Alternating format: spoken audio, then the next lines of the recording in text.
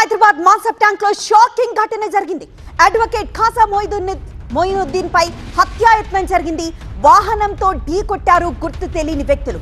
హైకోర్టులో న్యాయవాదిగా ఉన్నారు ఖాజా మొయినుద్దీన్. వక్ఫ్ బోర్డు భూములపై కొన్నేళ్లుగా పోరాడుతున్నారు ఖాజా.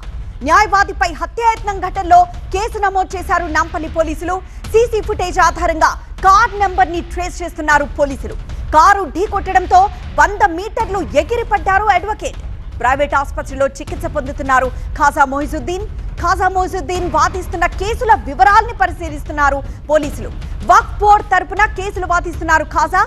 ఆపోజిట్ పార్టీగా ఉన్న ఆలం ఖాన్ వర్గం హత్యా ప్రయత్నం చేసినట్లు పోలీసులు అనుమానం వ్యక్తం చేస్తున్నారు. ప్రస్తుతం మనం ఒక సీసీ ఫుటేజ్ ని చూస్తున్నాం. ఇదే ప్రధాన ఆధారంగా తెలుస్తోంది. ఖాజా మొయినుద్దీన్ కారు ఎక్కబోతుండగా ఆ ఎదురుగా వచ్చిన మరో వాహనం అతని ఢీకొట్టి వెళ్లిపోయింది.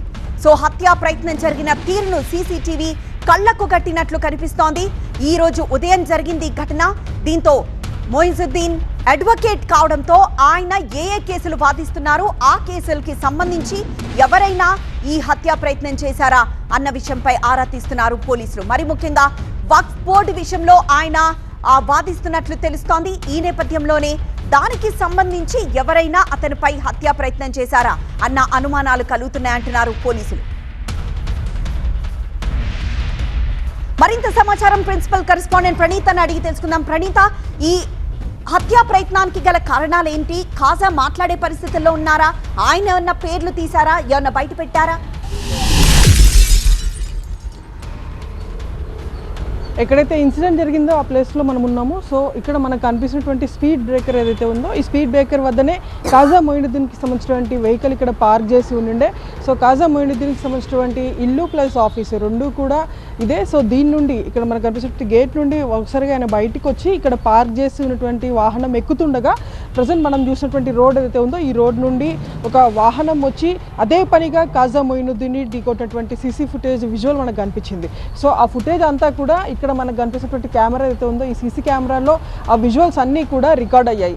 సో ఇక్కడ ఈ స్పీడ్ బ్రేకర్ వద్ద అతన్ని వాహనంతో ఢీ కొడితే దాదాపు ఇక్కడ మనకు కనిపిస్తున్నటువంటి ఈ బ్లాక్ కలర్ వాహనం అంటే దాదాపు 100 మీటర్లకు పైగా వాహనం ఇక్కడ మనకు కనిపిస్తున్న బ్లాక్ కలర్ వెహికల్ అయితే ఉందో ఆ వెహికల్ వరకు కూడా ఖాజా మొయినుద్దీన్ ఎగిరిపడ్డాడు. అంటే దాదాపు 100 మీటర్స్కి పైబడి దూరంలో అతను ఎగిరిపడ్డటువంటి దృశ్యాలన్నీ కూడా ఈ సీసీ కెమెరాలో రికార్డ్ అయ్యాయి.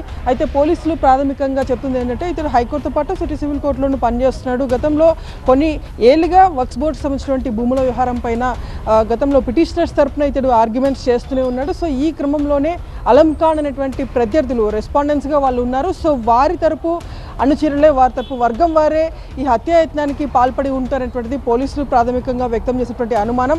ప్రజెంట్ ఖాజా మొయినుద్దీన్ని ఇక్కడ ఇన్సిడెంట్ తర్వాత వెంటనే వాళ్ళ కుటుంబ సభ్యులు ఇక్కడ పార్క్ చేసినటువంటి కారులోనే అతన్ని హాస్పిటల్కి తీసుకెళ్లారు. సో ప్రజెంట్ అతని కండిషన్ ఇంకా స్టేబుల్గా లేదు, చాలా విషమ పరిస్థితిలోనే ఉందంటూ పోలీసులు చెప్తున్నారు. ప్రజెంట్ అతను మాట్లాడేటువంటి పొజిషన్లో కూడా లేడు.